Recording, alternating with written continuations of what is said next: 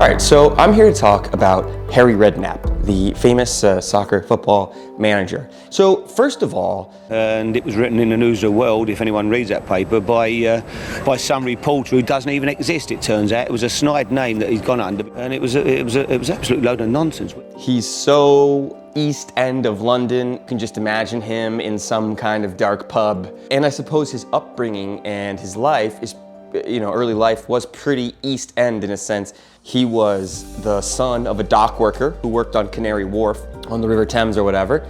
And he himself literally thought that he was going to be a dock worker too, except that he found this early passion for football. I left school at 14, just before I was 15, and completely uneducated. Came from the East End of London. My dad worked in the docks and my mum worked in the local cake factory. And the only thing I was going to be a docker. I was going to work in the docks with my dad. That's all everybody who lived in that part of the East End of London, which is now Canary Wharf. That's where my dad used to work. That was the old West India dock. The education wasn't very good, I'm afraid, and that was what we were going to be. But I was football mad. I lived for football. And since that time, he spent almost 50 years, in the game. And so when he first started out, he was a player, and he went through a sort of Tottenham youth system and all this stuff, and then he ended up at West Ham. And this is really a crucial, I think, point in his story. At that time in particular, West Ham, they really recruited from their area. So this club was very much these people from the East End of London or whatever, that particular area of it. He played with Frank Lampard's dad, Frank Lampard Sr. To the corner. Eustace looking for it with his head. Lampard to blast it through, and a goal by Frank Lampard, leaving Bonetti completely unsighted. Give away a 2-goal lead. Hurst to Redknapp. Oh, what a goal! Oh, what a fantastic goal by Redknapp! And then once he retired, he got into management. One thing about Harry Redknapp is that he really loved watch as much football, soccer as possible in order to just find players, find diamonds in the rough. He just absolutely loves the game like a kid, which is one of the things that I really love about him.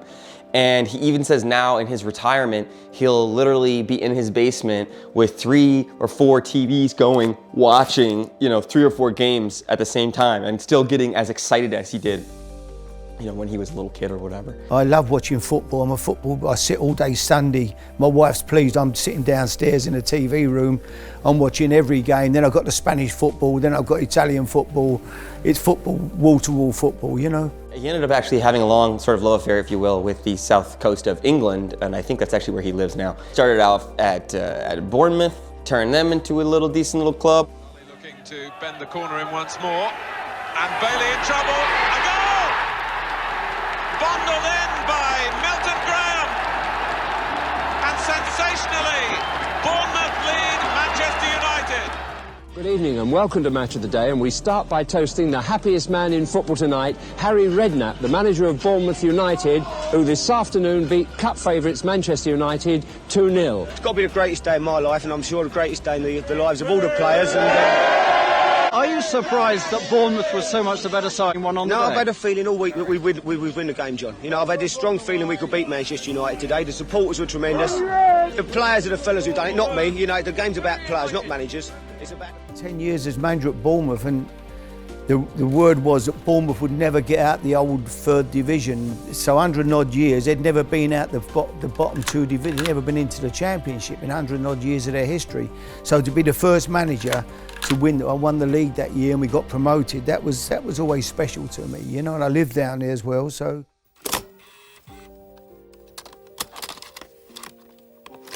Sort of early or middle 90s, Premier League is starting to get sort of more money, more international acclaim, a very kind of fertile period. Because of his early relationship with West Ham, he was offered, I believe it was just first an assistant job back at the club, and he was working together with Frank Lampard Sr. And then on top of that, Harry Redknapp's wife was the sister of Frank Lampard Sr.'s wife. Whatever that is, brother-in-law, right? And also, he had his own son. Jamie Redknapp was a pretty good player in the middle 90s, playing for Liverpool, and he was sort of part of the infamous the Spice Boys, where they wore those white suits or whatever. So a kind of a pretty, a footballing family, if you will. So then eventually what ended up happening was that he became the manager of West Ham. What I really love about Harry Redknapp in this period was, he's really coming into his own. He's starting to put together all these players that he's found over the years. And also, he went into the West Ham Academy, which had a very good academy at that time, and maybe still does. He started to give chances to younger players, and one of the people that he gave chance to was Frank Lampard Jr., the son of Frank Lampard Sr., who at that time was not the sort of internationally known footballer he is today, but was like 18 or 17 years old.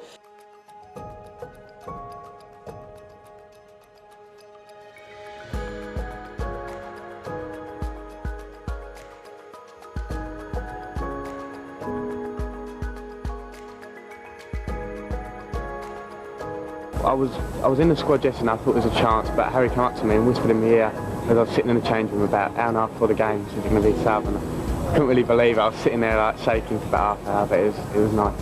Has your dad said anything to you yet? I just had a quick word with him. He just said well done and that. He said, we'll have a chat. He'll tell me what I've done wrong when I come on and that when I get home I'd have thought, It led to this famous incident where basically they would have these things that they called them like fan zones. They would rent out like a banquet hall or something like that, and then some people from the team would come, a manager or this or that. The fans could ask questions about the team, and there's this very famous video where Harry Redknapp went with Frank Lampard, and a fan sort of angrily stood up and was upset that he let these other players go, and in letting them go was now giving a chance to Frank Lampard, who was his nephew, and basically, they were accusing him of a kind of nepotism. I'd like to ask Gary if he thinks like the publicity he's given young Frank there warrants it, because personally I don't think he's quite good enough yet. And I also think that in the last couple of years you've let some good midfielders go for peanuts, like Matt Holland and Scott Canham. Well, no, they definitely wasn't good enough. He is good enough, and he definitely will be good enough. I let Scott Cannon go. He was a good kid and worked very hard. He's gone to Brentford. He can't get in Brentford's team. He's 21 years of age. I let him go because young Frank's 17, 18 and is miles in front of him. Young Scotty Cannon's a decent player. Don't get me wrong. He's a decent young player. We offered him a 2-year contract. But, it was his decision to leave the club. I tried my hardest to keep him here. I doubled his wages. I made him give him a 2-year contract. I said, if you get in the team, you'll earn good money. I'll tell you now, without any shadow of a doubt, there will be no comparison with what Frank Lampard will achieve in football and what Scotty Cannon will achieve in football. And I really, really, really love what he says here, and he was absolutely right in his assessment of Frank Lampard as a footballer, which so it's just such a cool moment. He also was using other academy prospects, people like Joe Cole, Jermaine Defoe, Rio Ferdinand, and Michael Carrick. Carrick in the centre of the field. He's got everybody in front of him, and he's trying a shot, and Hedman must have taken his... Sending several of them on loan to his old club, Bournemouth, for further development and handing many of them their first team debuts. Ferdinand himself had been scouted by Redknapp's loyal assistant and brother-in-law, Frank Lampard Sr.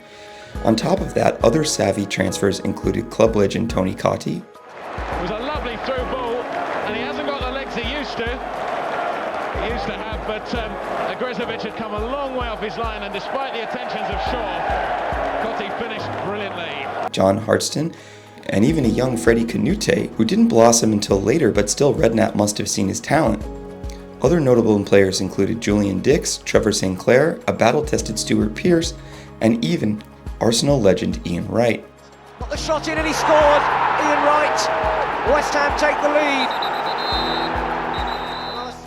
West Ham, producing, but being involved with them fantastic group of kids that came through the youth team, Ferdinand and Lampard, Cole, Carrick, Defoe, Glenn Johnson, 6 of them all went on and played for England.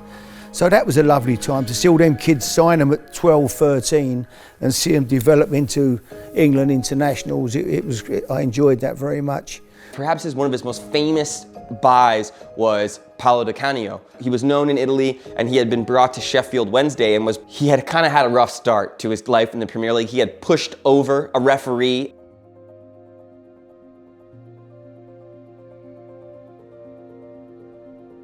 and was, suspended, and it was considered to be a kind of a troublesome case. And Harry Redknapp brought him in. It was the boldest signing I ever made. Is he as bonkers as was He is made bonkers, but he's a genius. Yeah. I was saying to Terry Brown, the chairman at West Ham, I said, we've got to get a striker. We can't score. We're struggling. He said, yeah, Harry, we do. We need somebody for sure.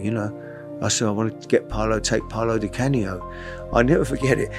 He went like, Put his head in his hands. no, anybody but him. Anybody, I don't care who you say, please, not Di Canio. I said, he's fantastic, Terry. He'll be brilliant. The crowd will love him. Man, could the guy ball.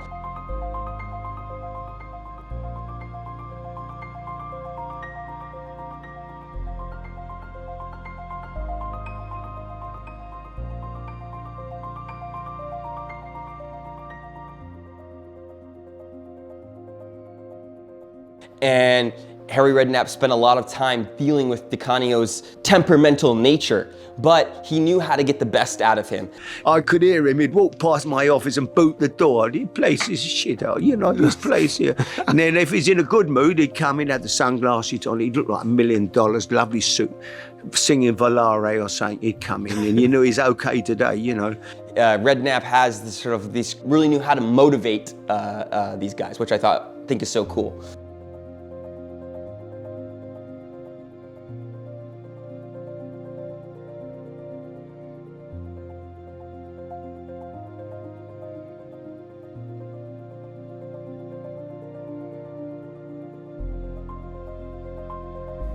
The club finished as high as 5th, and of course in today's day and age we know that the top 6 is the most coveted spots in the Premier League. The team also qualified for the Intertoto Cup, a now defunct competition which earned lower tier clubs qualification for the UEFA Cup. West Ham was able to win the competition and get into the UEFA Cup irrespective of league form. Still, perhaps the club didn't have as deep as pockets as it's needed, and many transfers Harry brought in also didn't work out. Marco Boogers, for instance, a Dutch player that Harry claimed he had only seen on a VHS tape, is regularly included in the list of worst transfers in Premier League history. The club was also not able to hold on to some of its promising youngsters, and Rio Ferdinand finally left in a blockbuster move to Leeds. Rio, did you read the article or did it just go past you and did you miss out on it? I kind of laughed at the article, to be honest. So obviously it's gone under a false name and it's a load of rubbish, as the gaffer said. The 2000-2001 season saw the team languishing in the bottom of the table. Redknapp and chairman Terry Brown got into an argument over transfer money and Redknapp was sacked, ending his illustrious spell at the club. Soon after, players like Joe Cole, Frank Lampard, and Michael Carrick all made their exits from West Ham. Still, this is considered to be an excellent time in West Ham's history, and Harry's positive, upbeat management style I'm sure helped the youngsters grow in confidence and realize their potential in years to come.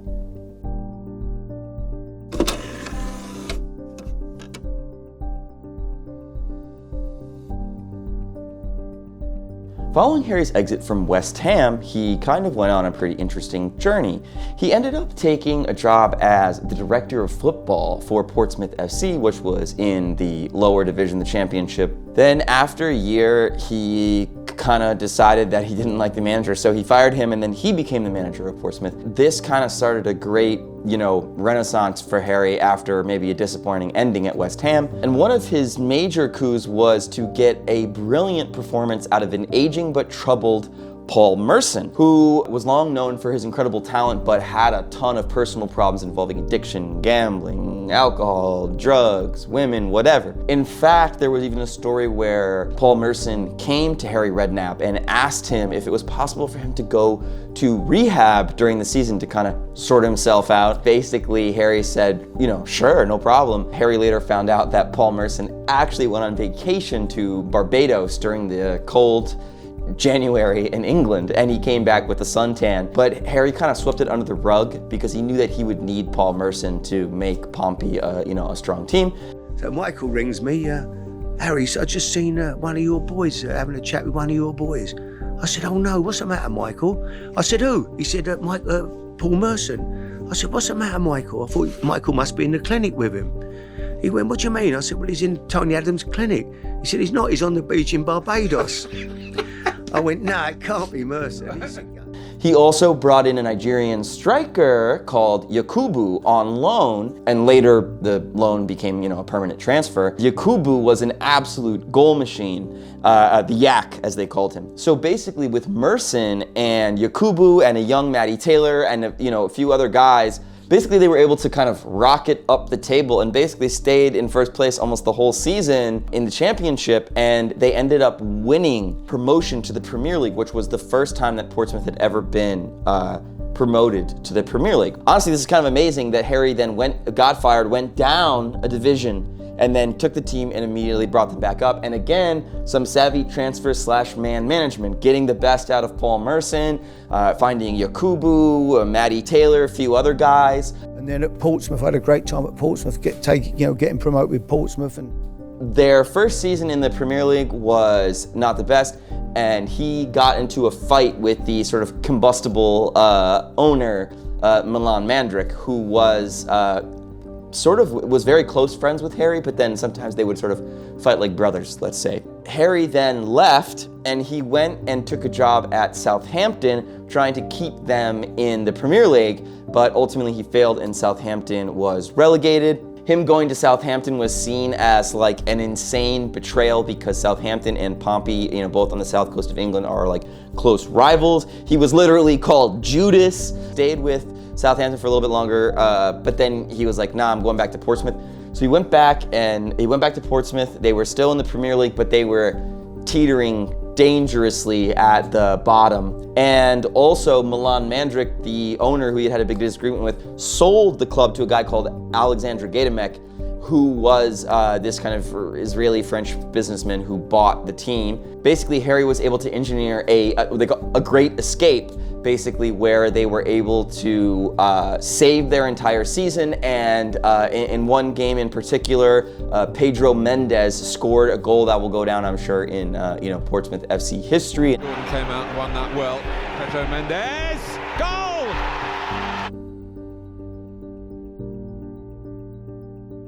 And this really helped to save their season. It was a last-minute winner against Man City. Now that he kept them in the Premier League, and with the backing of the new owner, they were able to invest in getting some new players and improving the squad. They got Lassana Diarra from Arsenal. They got Soli Montari.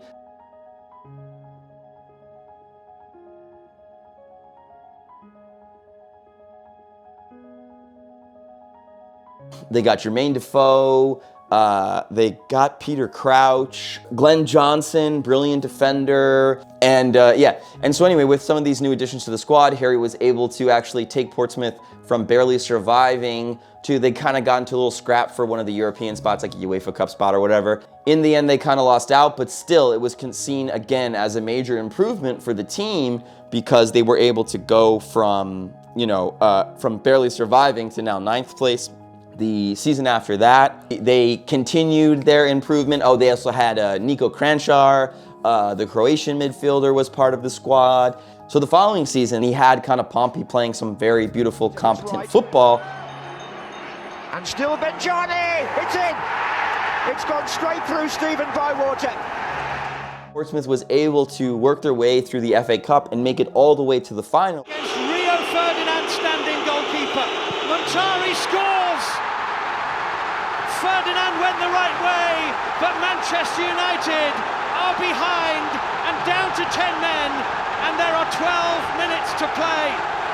Portsmouth into the FA Cup semi-final, and the treble has gone for Manchester United, and Portsmouth have won one of the most extraordinary FA Cup ties you will ever see. Where, amazingly, they won. Here's Utaka.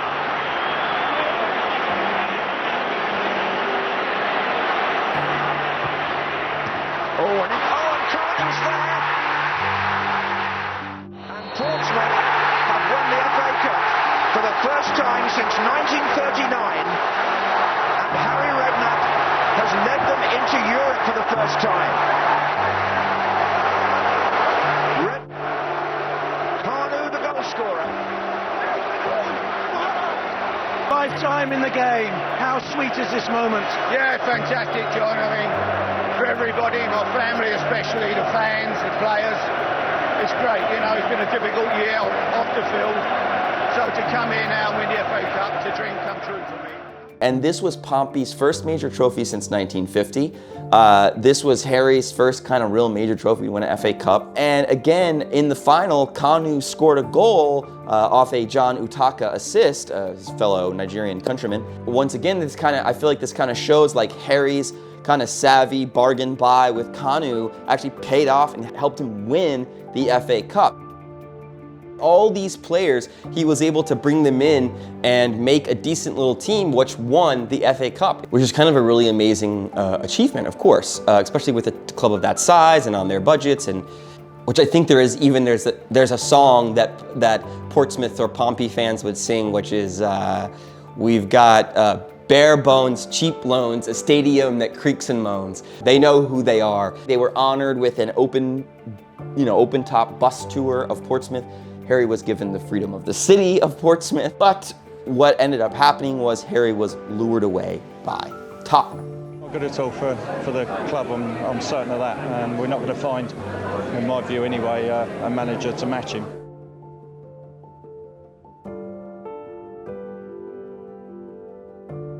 I had a great time at Portsmouth. I loved every minute of my time there, you know, and I turned down the Newcastle job a few months back. But this job, I just felt it was my last big chance, really, to manage no disrespect to any other club, but a real big club.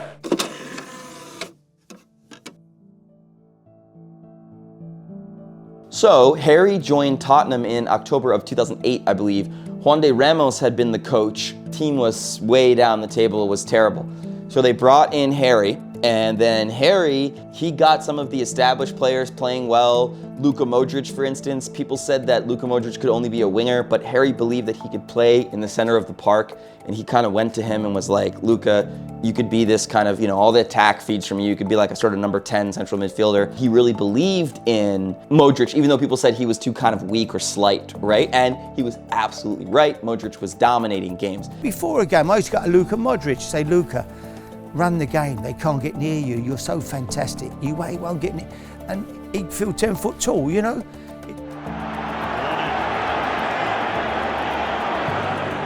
Zips it into Modric! And Spurs are in front! Fantastic finish from Luka Modric! In January, Harry brought back some of his old pals, such as Jermaine Defoe, who went on to score, I believe, 18 goals for the team that season. Plus, he was getting, good performances out of players like Aaron Lennon and Tom Huddleston, Jermaine Genius, all these really great players that Tottenham had. He kind of got them believing in themselves again. Roman Pavlyuchenko, the Russian striker who had come over in a kind of big transfer, Harry got him the best season out of him, basically, or his highest goal tally in the Premier League. Basically, all this is to say that, again, Harry took a struggling Tottenham, got them believing in themselves, added some players to the squad, and was able to finish 8th place in the Premier League. So in Harry's first full season in charge of the club, he dipped back into the transfer market. He also started to give a young Gareth Bale a chance, put him on the wing as opposed to him playing in defense as he had before. And Gareth Bale was proving to be an absolute revelation. Believe it or not, he actually brought in a young Kyle Walker into the club. Kyle Walker was sent on to loan, but it kind of goes to show that Harry knew talent when he saw it, because he brought in Kyle Walker, and as we know, he had a good career at Tottenham, and later, big money move to Man City, becoming known as one of the best defenders ever, in world football. He also brought back his old friend Nico Cranchar to the team. He brought in Peter Crouch, Sebastian Bassong, and continued to nurture the other players like Aaron Lennon and Huddleston and Luka Modric, whose stock was really starting to rise. A lot of teams in Europe were really taking notice, like, hey, this guy's pretty darn good. So by the end of the season, Tottenham had beaten their closest rivals, Arsenal, for the first time in 11 years, and they were able to finish 4th in the Premier League. So top 4 football was huge for Tottenham. And this was Tottenham's first time qualifying for the Champions League. And Harry won Manager of the Year, only the second manager in the history of the Premier League to win Manager of the Year without having also won the Premier League itself, right? So then the following season, in the summer, brought in Rafael van der Vaart, who had kind of become unsettled at Real Madrid. Van der Vaart, again, absolute revelation for the club, goal machine. He actually ended up this season being Tottenham's top goal scorer. He scored more than all the strikers. In the Premier League and in domestic competitions, they did okay, but really in their inaugural run in the Champions League, Tottenham showed that, they deserved to be there, or that they had some moxie, some talent, And basically this was kind of like a Gareth Bale kind of announced himself on the world stage. They were in a group with Inter Milan, and they played 2 matches against Inter Milan. The first one was a 4-3 loss, but Gareth Bale was able to score a hat-trick in front of 70,000 people at the San Siro. In the return leg at Tottenham, Bale was an absolute menace down the wing, giving Maicon tons of trouble during the match. He played creator, Van der Vaart scored, Crouch scored. They ended up beating Inter Milan, and everyone, this match in particular, was kind of seen as like, Gareth Bale, this guy is the real deal. Tottenham was able to make it to the quarterfinals of the Champions League before they kind of got decimated by Real Madrid, but still an extremely good start and a lot for them to build on. They ended up finishing in 5th place in the Premier League, and the following season, Redknapp brought in Emmanuel Adebayor, got an amazing season out of him, probably his best since he left Arsenal. The team also brought in Scott Parker, and once again, the team played really well. And Gareth Bale continued to improve. Modric was unbelievable, off the charts. Aaron Lennon, this guy was born with wheels on his feet. In the UEFA Cup and all the other competitions, they did okay. But in the Premier League, they were absolute beasts in a sense, and they won 20 games, drew 9, lost 9. They had only 1 win less than eventual 3rd place finishers Arsenal, who had 21 wins. However, by the end of the season, there had been all this kind of like links or media speculation that Harry would take the England job, right? He would be the manager of England. Basically, I guess that was that, plus some other disagreements with managing director or chairman Daniel Levy. Redknapp was sacked at the end of the season, despite getting Tottenham into 4th place and all of his thrifty transfers that he brought in. So when you do hear this speculation that you might become the England manager, did you go out and do anything to try and encourage that? Or no, not at all. No, I'll be honest with you. I wasn't even sure I wanted it that much. I was really enjoying my time at Tottenham. And so suddenly to have had the England job and then having to go and sit with a load of old farts at the FA, every day and seeing the players once every 2 months, it wasn't something that I was overexcited about. I don't know whether I was cut out for that.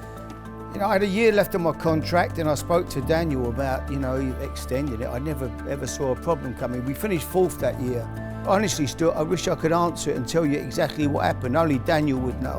I didn't see it coming, to be honest with you. It came completely out the blue. And a lot of people were kind of shocked because they were like, hey, he had this team, humming along. And and so I kind of think to myself, when it comes to Tottenham, although they didn't really win any trophies while he was there, I kind of think this is like one of his best spells in management. All the thrifty transfers that he brought in, all these guys that he had built up over the years, Defoe and Crouch and all this stuff, and then the way that he was able to motivate players like Bale and Modric and all these guys. And as we know, only a few years later, Bale blockbuster transfer to Real Madrid. You know what I mean? I think this is actually really impressive results from Harry, with his sort of loans and cheap buys and, and again, his ability to manage these guys, get the best out of them, push them in such a positive way. Players, good players, and getting the best out of them. Treating people the way you treat them is all important to get the best out of them. Confidence is all important. You'll get more out of people in whatever line of business you're in and whatever you finish doing when you leave university. You'll get more out of people by telling them how good they are than what you will by telling them what they can't do. People respond. We all love a pat on the back. There's nothing like it. I might go up to a player after a game and say, you're a different class. Watching you play today, I just love you. Were fantastic. As long as they worked hard, they tried, they gave their best, He would give them a shot in the team, which I think is really amazing, And I kind of think that's if we look at all these instances throughout Harry's career, that's what he's always been able to do. Find great players, underrated players, do little deals, wheel and deal like a kind of East End, gangster or whatever. Fire up and motivate the team to achieve kind of a lot of great things, even if he didn't win a Premier League or a Champions League, like some of these other way more, well-known managers have. And, and I really like the idea of his kind of positive style of managing, and I love what a kind of East End English character he is, and actually that he has this kind of almost innocent, childlike love of, football and football mad, Kind of when you look at the whole story of Harry Redknapp, it's like kind of really amazing, you know what I mean? His nephew and his son were both high-level professional footballers. He coached all these different teams, all the different players from all around the world. I've enjoyed it wherever I've been. I've met so many nice people. It's been I've been so lucky, really, to be involved in something that I love. Harry's getting a little older in years, and it's kind of like he took the job as the coach of the Jordan's national team, which I'm sure is a bit of a money thing. Supposedly he owns racehorses and real estate and whatever, he's kind of chilling now, and he's definitely like into his 70s. And I think he's kind of said, I don't really want to manage anymore, I'm chilling. But anyway, yeah, that's my video on Harry Redknapp. Thanks for watching.